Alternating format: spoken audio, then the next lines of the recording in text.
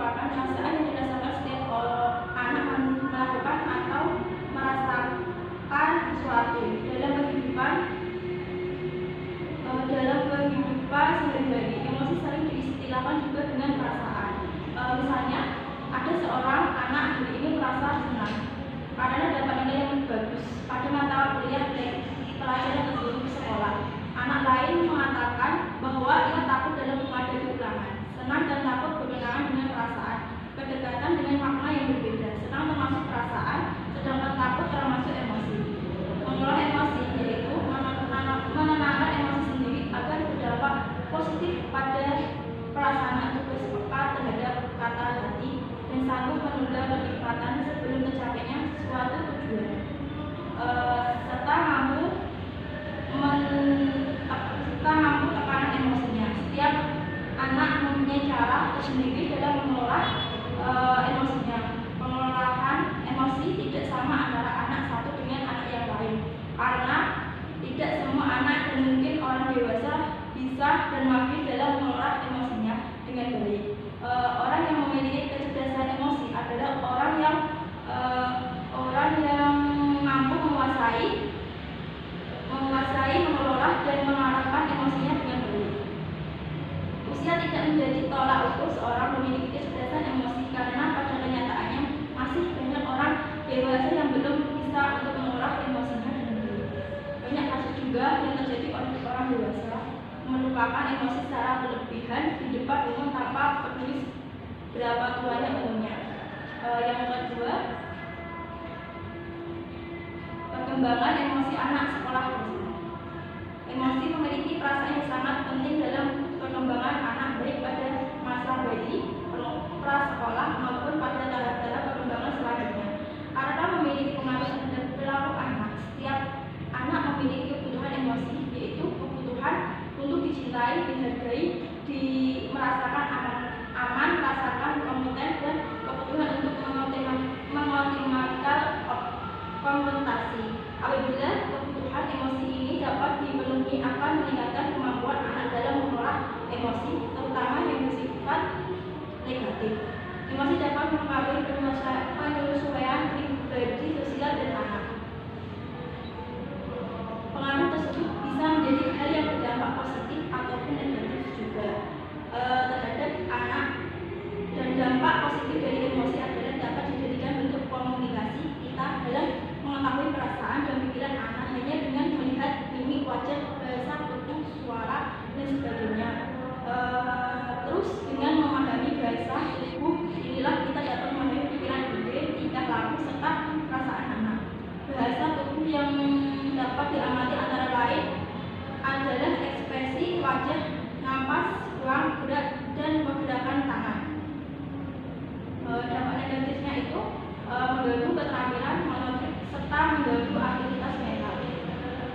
Terlalu merasa takut akan mengganggu kepercayaan diri orang. Hal ini akan mengganggu definisi perkembangan lainnya. Emosi yang memuncak dapat memegang kemampuan motorik anak. Anak yang terlalu tegang akan memiliki gerakan yang kurang terarah, dan apabila ini berlangsung lama dapat mengganggu keterampilan anak. Selain berdampak terhadap diri anak itu secara pribadi, emosi juga dapat berpengaruh karena sosial anak. Emosi dapat dijadikan sumber penilaian diri dan sosial. Pengolahan emosi oleh anak sangat mempengaruhi perilaku orang dewasa terhadap ini, menjadi dasar bagi anak dalam menilai dirinya sendiri. Emosi juga dapat mempengaruhi pandangan anak terhadap kehidupan. Peran-peran anak dalam aktivitas sosial seperti keluarga, sosial, masyarakat sangat dipengaruhi oleh perkembangan emosi mereka, seperti rasa percaya diri, rasa aman, atau rasa takut.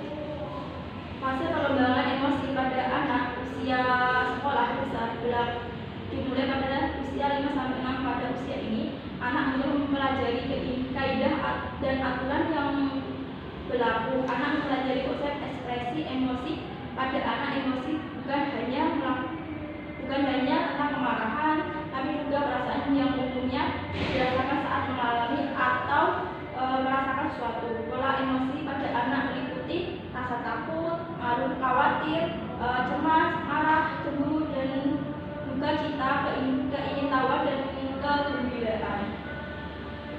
Pada anak sekolah dasar, emosi yang sering dirasakan adalah rasa takut, khawatir, marah, cemburu, merasa bersalah, dan sedih, ingin tahu, gembira, cinta, dan kasih sayangnya.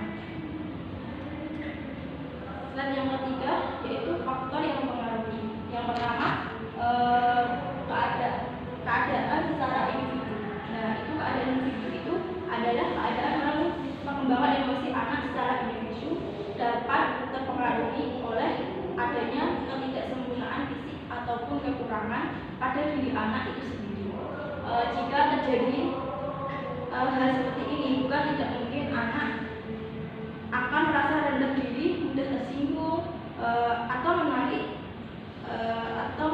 diri dari lingkungannya. Anak akan merasa tidak nyaman dengan ketidaksempurnaan yang dimilikinya. Mereka akan cenderung menutup diri dari pergaulan teman sebaya yang juga akan mengalami perkembangan sosialnya. Faktor yang kedua yaitu faktor pengalaman belajar. Nah, itu pengalaman belajar pada anak akan menentukan reaksi potensial mana yang mereka gunakan untuk marah. Pengalaman belajar yang menunjang perkembangan emosi antara lain belajar dengan coba-coba. Pada pengalaman belajar seperti ini, anak belajar dengan coba-coba untuk mengekspresikan emosinya dalam bentuk perilaku yang memberikan kepuasan sedikit atau sama sekali tidak memberikan kepuasan.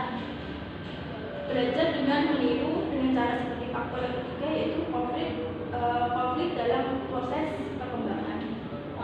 Konflik dalam proses perkembangan itu yaitu setiap anak pasti pernah mengalami konflik baik di rumah maupun di sekolah. Setiap anak melalui beberapa konflik dalam menjalani fase-fase perkembangan yang pada umumnya dapat dilalui dengan sukses. Namun jika anak tidak dapat melewati atau gagal menyelesaikan konflik, biasanya mengalami gangguan emosi.